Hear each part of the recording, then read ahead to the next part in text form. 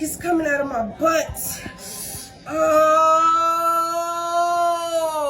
A Black pregnant woman was in active labor. Her water had broken. She was doubled over in pain, screaming in a wheelchair. Yet the nurse responsible for helping her, LaChrista Vaughn, stayed cold, slow, and completely unconcerned. This video from Dallas Regional Medical Center in Mesquite, Texas, has enraged millions online. According to the woman's mother, the hospital had already been notified that her daughter was coming, and they knew she was in active labor and unable to walk. But when they arrived, the nurse demanded they complete paperwork first, ignoring the fact that the woman was seconds away from giving birth. The contrast in the video is shocking. A mother fighting through unbearable pain, and a nurse who acted like nothing urgent was happening. The woman's mother believes if she wasn't Black, this would never have happened. Meanwhile, some people are defending the hospital, claiming it was a process issue or lack of staffing. So what do you think? Is this negligence, racial bias, or a failure of the entire medical system? Tell me your thoughts in the comments. Hello everyone, welcome back to my channel. My name is Sandavas, and in today's video we'll be talking about a Black lady who was abandoned by a white nurse during labor.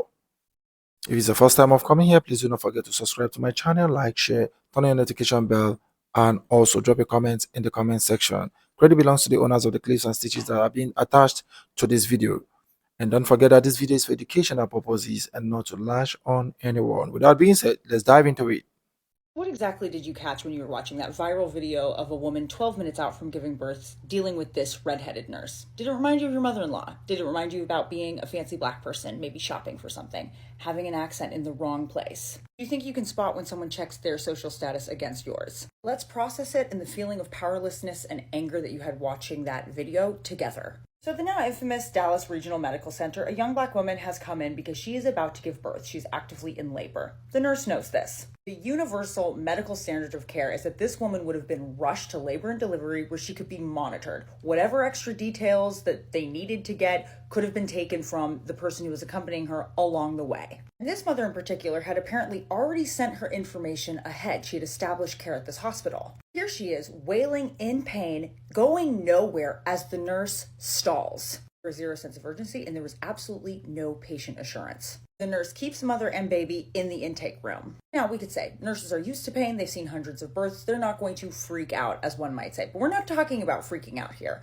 We're talking about someone who knows that the person in front of them has not lived through hundreds of births and who is in pain and in need of medical attention. The nurse is very aware that this woman is frightened and in pain and is about to do one of the hardest things any human being can ever do. And she shows, literally no exaggeration, you could go watch the video, zero empathy or concern or any reaction to the Black lady's pain. And what this medical professional is aware of with every minute that she waits is that she's putting the mother and baby at risk of something being missed. She's keeping this woman from the chance to be monitored. She is slowing down and preventing the process for any pain relief or oversight to get in place. If there's an emergency happening, which she can't know in the intake room because, again, no one is monitoring her, these couple of seconds or minutes can be the difference between life or death for the mother and child. On top of the unnecessary delay, the lack of connection and concern being shown here is absolutely adding to the patient's stress, which is also stressing the baby that's about to be born. That stress on a person's nervous system has a weathering effect that can make them more likely to die. The family has reported back that the baby did have complications during and after the birth. The nurse failed to do her job, and she did it in the grand tradition of nurses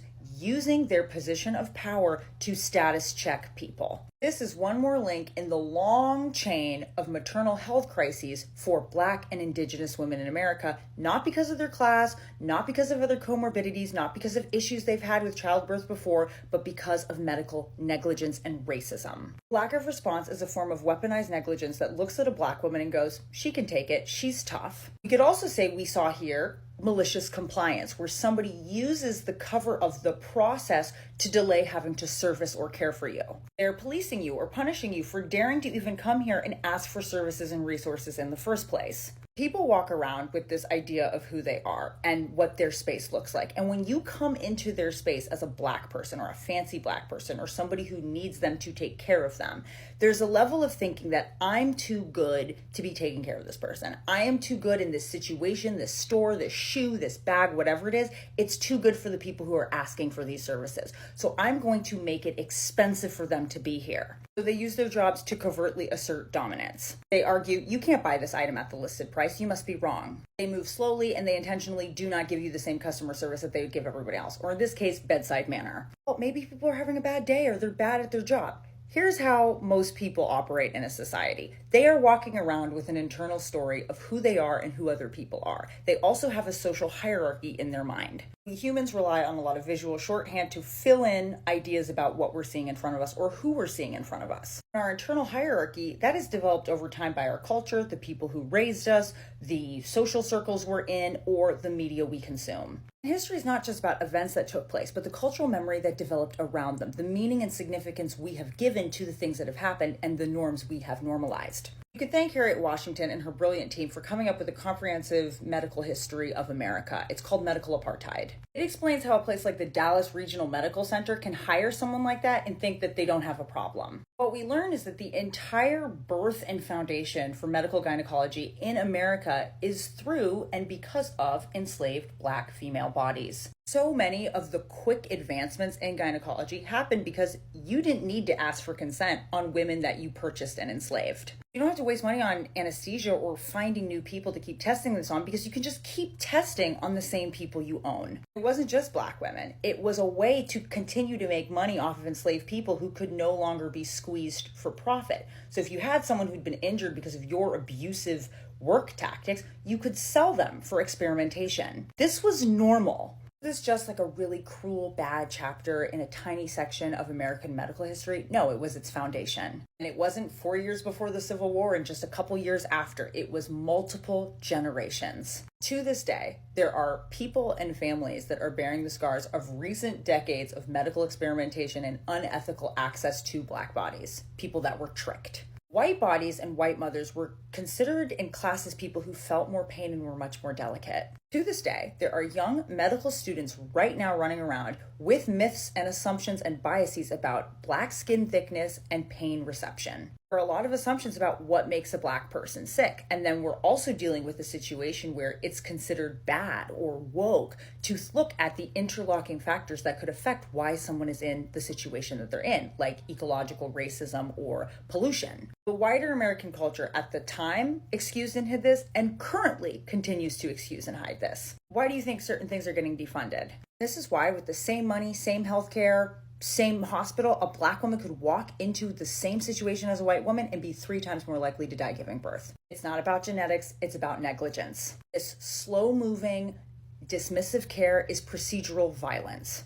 Additionally, because enslavement was the economic power engine that could make the American economy the superpower it was, it depended on producing more enslaved people, which meant taking away, and never giving, I should say, reproductive freedom to Black women. To keep it profitable and to keep it cheap, you weren't necessarily worried about the maternal health conditions. You weren't necessarily looking over all of the labor and delivery. This is a huge part of why bodily autonomy is not the state's default position towards women or Black women. It's simply not profitable. So you have this huge group of people that's stewing in old ideas and new recycled ones about how it's Black and brown people who are lazy and taking their resources. It's immigrants who are the reason why there's a housing crisis. There's an infestation of certain kinds of people. Do you think that when those women walk in to give birth, that people are going to necessarily treat them with respect and dignity? Tough and aggressive people who have too many kids, they're not going to get top care. Racism, long after it's used to be a social technology that produces a certain caste system, it becomes an internal form of narcissism, a way to stroke your ego. This white nurse was not going to be seen rushing to take care of a Black lady. Did that Black baby matter with the way she was acting? No. Did that lady's pain matter? Also no. She used, as many people have, her standing to check the other person. It was cruel, it was deliberate, and it was calculated. We tend to think that racist action, sexist action, people who are not welcoming you into their family, that they will announce it, that they will put on a hood, that they will say, I am saying a racist or mean thing, or you are less than me. We tend to think that unless they fully admit right there that I am doing this because I'm racist, that maybe it isn't. But it's not politically or socially expedient to telegraph status in a way that you could get caught. Because the point of this kind of behavior is not to be heard saying it. It is to get a certain outcome, to make you feel a certain way. How do we push back? We articulate what is happening to us because, like James Baldwin said, once we articulate the situation, we're no longer the victim, we're a threat to that system. We support each other with doulas, birth funds, and looking for ways to fund community scholarships. We do what this grandmother did, which is film and share the story. Nurses at the Dallas Regional Medical Center and beyond might continue to see Black women as pests and problems. We know, like Lucy, Betsy, and Anakra, who are memorialized here, that Black women's bodies were the sites of so many solutions. This profession owes so much to the unimaginable horror and pain that those women endured. People who are watching their research be rolled back, people who have lost their mothers and their wives and their sisters and just human beings to this crisis know that there's no real moving on from this. But there is moving forward with an awareness of what came before us. What increased digital power we now have to call this out and hold people accountable. The ways we can come together to spot and articulate this behavior in all the different ways it occurs and call it what it is. To the Dallas Regional Medical Center, you have a nurse that is too dangerous to be around Black women. To the rest of us, get Harriet Washington's book and don't be afraid to stay woke. It could literally save your life.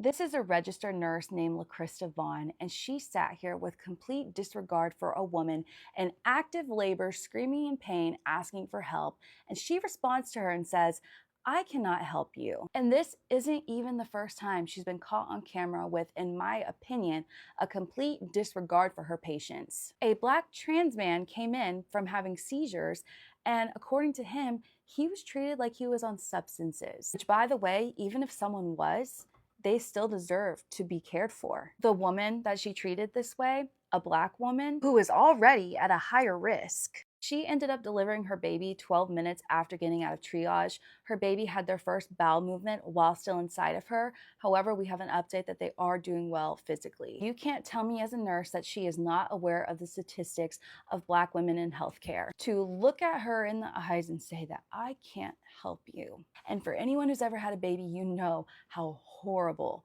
this type of pain is. And I guess the hospital, allegedly in my opinion, doesn't like all this attention because they shut down their comments. I found this post very concerning where she says, "Any suggestions on switching specialties? Looking at moving from ER to labor and delivery. Are there any open residencies in DFW?" Thank God she didn't find an open residency or she changed her mind, because she, in my opinion, shouldn't be in labor and delivery, the ER, or any type of job that involves any type of care for human life. Giving birth to your baby should be a magical, safe experience where doctors and nurses believe you and they treat you with dignity and care. This mother should be able to go home and enjoy being with her baby and have walked away feeling safe, and they got the exact opposite. For what reason? I would love to hear in her words why she treated her that way. And lastly, for anyone who believes that there isn't racism in the medical field because maybe you're a nurse and you would never do that, if you can see a video like this and not see that this is happening, you're part of the problem. Fuck! When's your due date? Right now. Is your due date 11? What? How many times have you been pregnant? 3. This is your third pregnancy? Yes. You have 2 babies It's at in home? my ass. You have 2 babies at home? Who's your doctor? Lang is her doctor.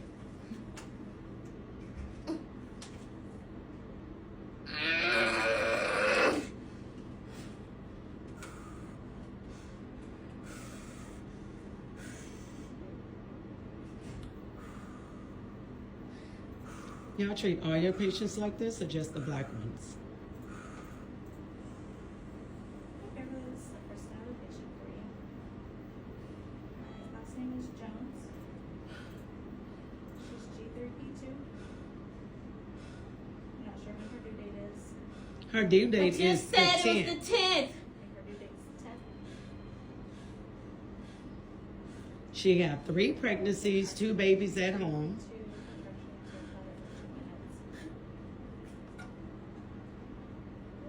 I bet y'all listen next time. When you found out you was delivering at this hospital, your ass should have changed doctors.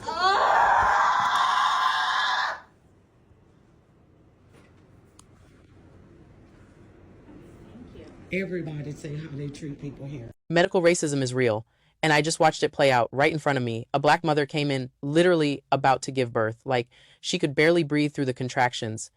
And instead of rushing her to a delivery room, these nurses sat her in the waiting area like she was here for a routine checkup. I'm not kidding, this woman was doubled over, screaming, begging for help. And the nurses acted like they couldn't hear her, just walking around, shuffling paperwork, talking to each other like nothing was happening, completely oblivious, or pretending to be. And she sat there for over 30 minutes, suffering, shaking, crying out, while everyone ignored her pain. And the wildest part? Her baby boy was born 12 minutes after they finally decided, oh, maybe we should take her back now. 12 minutes. The whole delivery was chaotic and awful because they waited until the last possible second. It did not have to be like that. Watching those nurses move so slow, so careless, while a black woman literally fought through labor in the waiting room, it made my blood boil. If she wasn't black, they would have rushed her back immediately, no hesitation. Fuck! When's your due date? Whatever you're doing right now, I need you to stop and watch this video. Fuck! When's your due date? Right now. So you don't have to be an OBGYN. You don't have to have any medical knowledge to know that this woman is in distress. Is your due date 11? For those primal screams, not to invoke an ounce of humanity. Think about that. What? How many times have you been pregnant? Seriously, who gives a fuck? The baby's coming. Brief. This is your third pregnancy? Yes. You have 2 babies It's at in home? my ass. Third baby, it's in my ass, means she's going to have a baby on the floor unless she gets that woman to a room now. You have 2 babies at home? Who's your doctor? Lang is her doctor. Let's talk about this Dallas video because it's not just bad behavior, it's dangerous, it's discriminatory, and it's why black women in this country keep dying. The young woman's in active labor, and clinically we all know that priorities shift. Intake stops, and your eyes should be on that mom and the baby. But instead, we're watching a nurse sit there asking frivolous questions while a black woman is clearly in distress, progressing, and not treated with the urgency and dignity that she deserves. It's not just rude, it's dangerous. It's egregious, and it's actually disgusting medical care. And I need y'all to understand something, that as a black OBGYN, this is not an isolated incident. This is a culture. And this is what happens when a healthcare system that is not designed for anyone outside the majority, this is how it affects and shapes the legacy and how black women are treated in real time. This is our maternal mortality numbers. This is how black women end up ignored, undiagnosed, untreated, and unprotected. It's a bias, it's systematic, and it's behavior like this that gets passed down, normalized, excused. This is a culture problem in Dallas, Texas probably as a whole. And a culture doesn't change with a press release. It changes with accountability, retraining, leadership, consequences, and a refusal to let people like this touch patients. So, in closing, black women deserve urgency, compassion, and clinical excellence. This ain't it. What we saw was unacceptable, and it's time that the healthcare system finally stops pretending that this doesn't happen. You need to do better.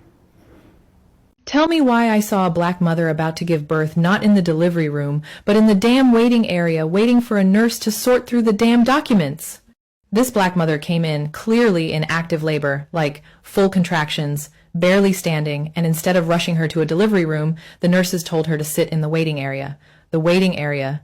I couldn't believe it. This woman was crying out, gripping the chair, literally screaming in pain, and the nurses were just ignoring her, acting like her suffering was background noise. They were chatting, sorting paperwork, moving at the slowest pace imaginable, while this poor woman was basically about to give birth right there on the floor. She sat there for over 30 minutes. 30 minutes. And then, get this, they finally take her back, and her baby is born 12 minutes later.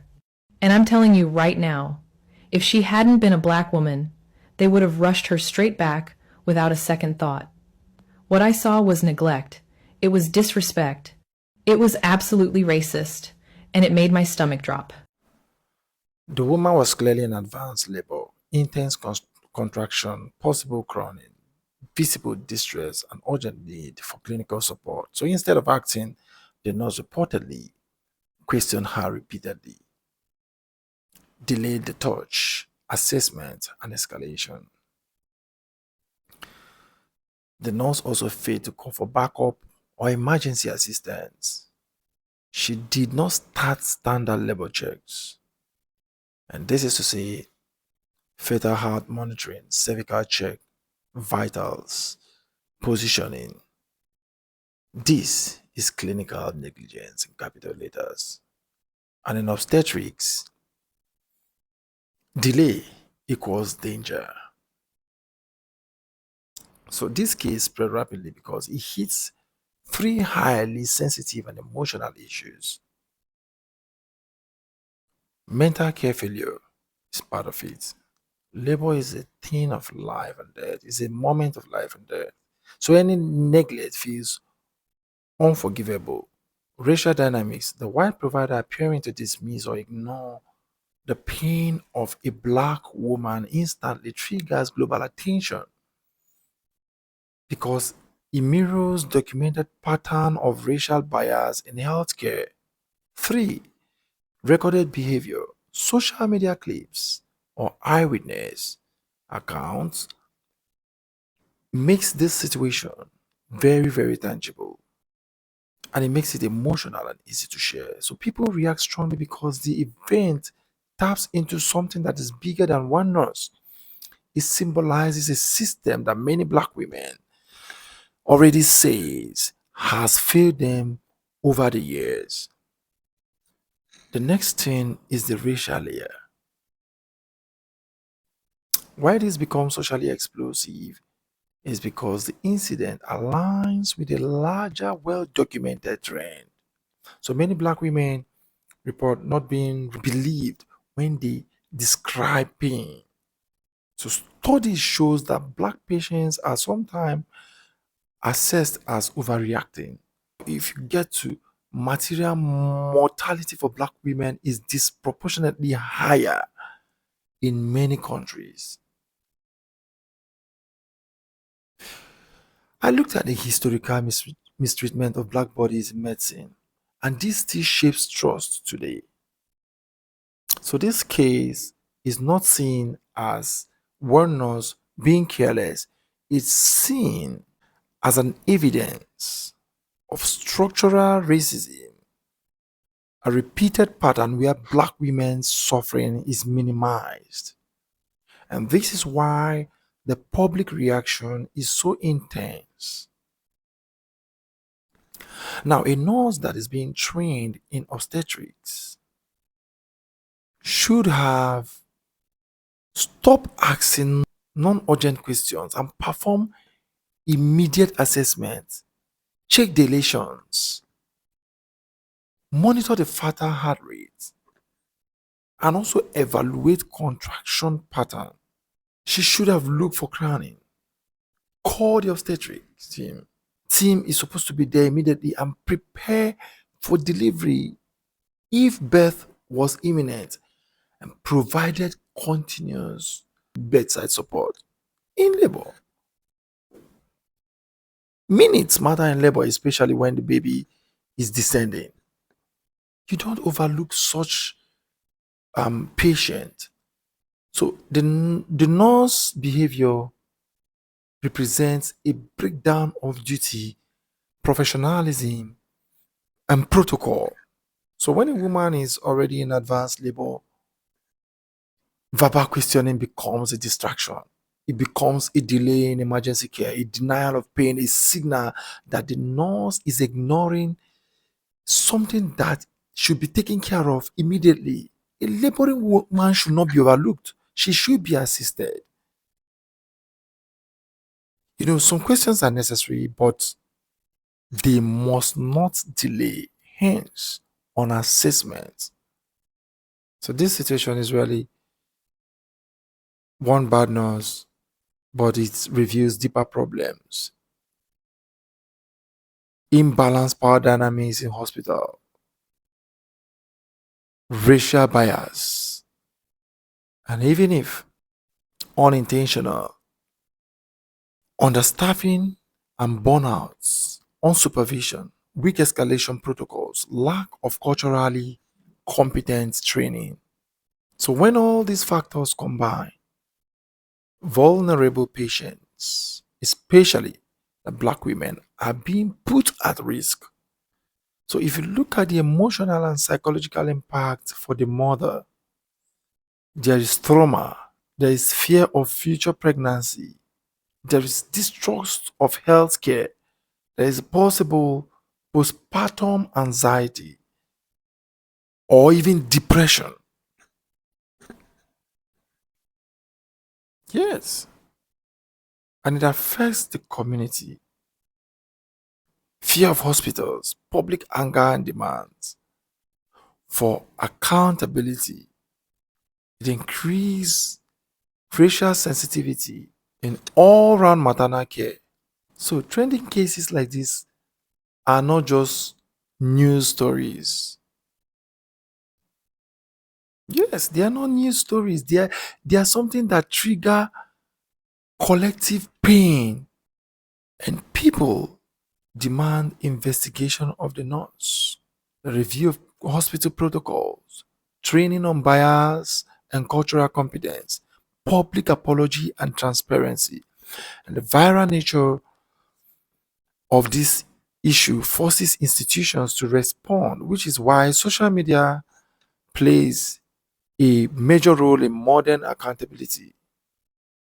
This shows how easy it is for Black women's pain to be dismissed, how racial power dynamics shape clinical encounters, how quickly public trust breaks when negligence is visible, how essential compassion and responsiveness are in medical care.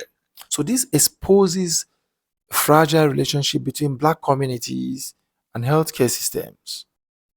So the trending incident of a Black woman abandoned by a white nurse during labor is a powerful example of clinical negligence, delayed in emergency response, racial bias, systemic failure in maternal health. It echoes a broader historical pattern where Black women's suffering is being minimized. So this case demands accountability. It demands systemic reform, cultural competence, and genuine respect for every laboring woman's life and dignity. Please let me get your thoughts concerning this. And don't forget that this video is for educational purposes and not to lash on anyone. If you have not subscribed to my channel, please do subscribe to my channel, like, share, and drop your comments in the comment section. With that being said, I'll also say credit belongs to the owners of the clips and stitches that are being attached to this video. Peace and love until my next one. Bye for now.